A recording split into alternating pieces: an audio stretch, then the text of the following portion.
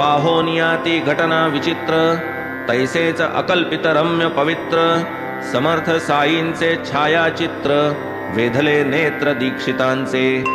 जयांचे दर्शनी धरिला हेत, तयांची प्रतिमा ही मूर्तिमंत, मार्गीच यावी अवलोकनात, आल्हाद अत्यंत जाहला, तीही यावी शिर्डीहूनी,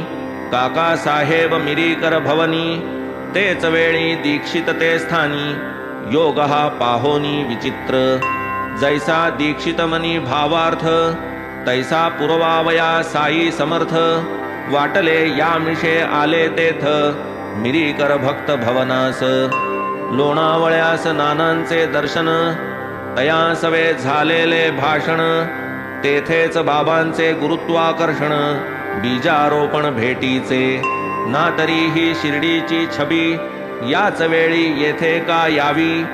इतुका वेळ का असावी, आवृत का रहावी या स्थळी, असो ऐसे होता निश्चित, घेऊन या ती छबी समवेत, माधवराव आणि दीक्षित निघाले आनंदित मानसे, तेच रात्री भोजनोत्तर, दोघेही गेले स्टेशनावर, भरोनी दुसरे वर्गाचा दर, तिकीटे बरोबर घेतली, 10चा ठोका पडता करणी, येऊ लागला अग्निरथ ध्वनी, दुसरा वर्ग चिकार भरूनी, गेला हे नयनी अवलोकिले,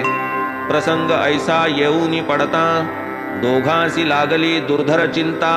वेळही थोडा उरला आता, करावी व्यवस्था कैसी पा, असो आता या गर्दीचे पायी, परत जावे आलिया ठाई,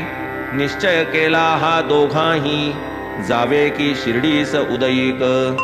इतुक्यात गाडीचा गार्ड अवचिता, ओळखीचा दिसला दीक्षिता, पहिल्या वर्गात बसण्याची व्यवस्था, केली निर्घोरता तयाने, पुढे गाडीत होता उपस्थित, चालल्या बाबांच्या गोष्टी मनसोक्त, माधवराव कथित कथामृत, आनंदे ओसंडत दीक्षित.